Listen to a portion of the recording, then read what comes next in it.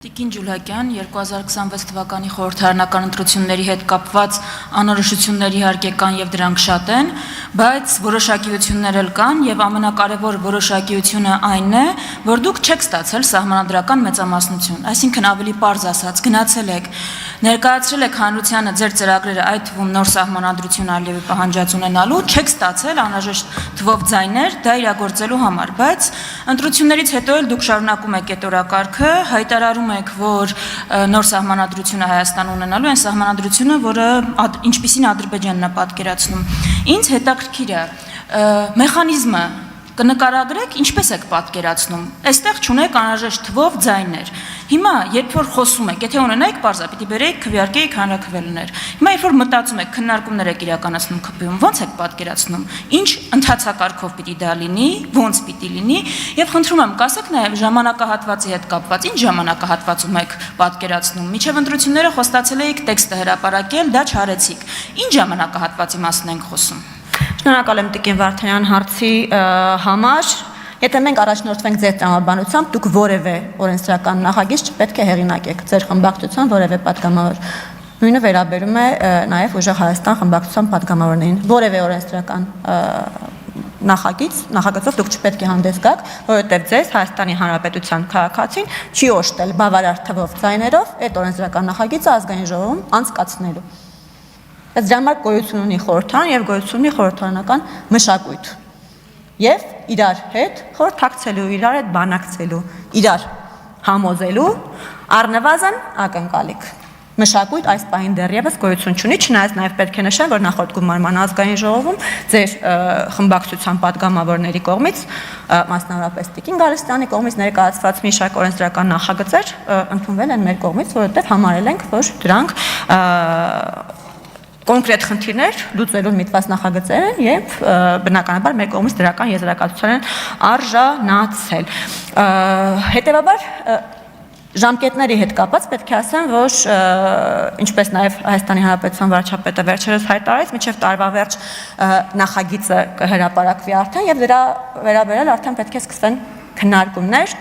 լայն հանրային քննարկումներ, այդ թվում խորհրդարանում քննարկումներ եւ ինչպես նաեւ իմ ելույթում նշեցի, կարծում եմ, որ պետական իրավական հարցերի մշտական հանձնաժողովը պետք է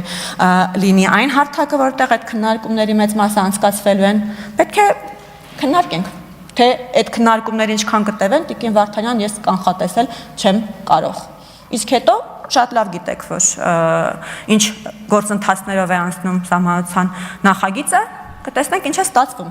Գուցե ես եմ ձեզ համոզում, որ նախագիծը լավն է, պետք է ընդունել, գուցե դուք եք ինձ համոզում, որ լավը չէ, պետք չի ընդունել։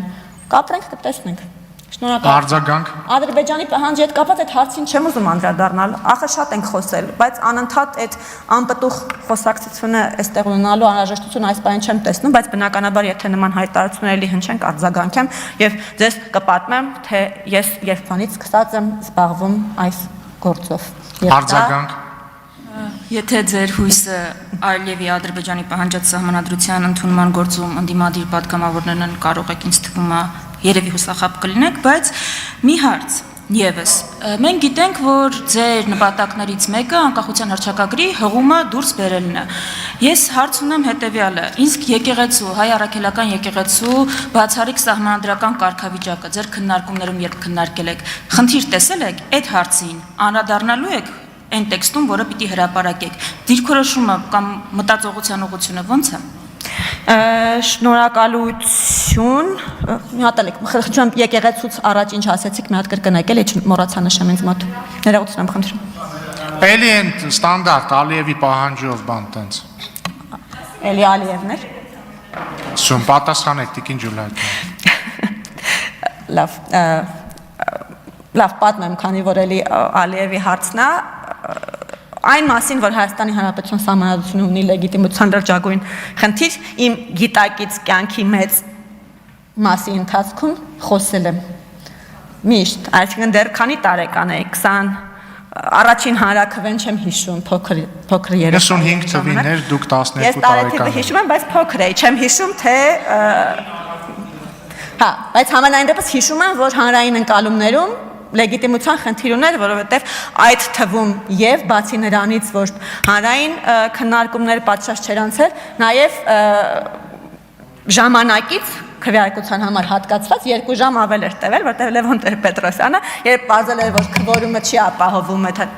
Всё։ Այո, ցավոք այո, Տիկին Ջուլակյան։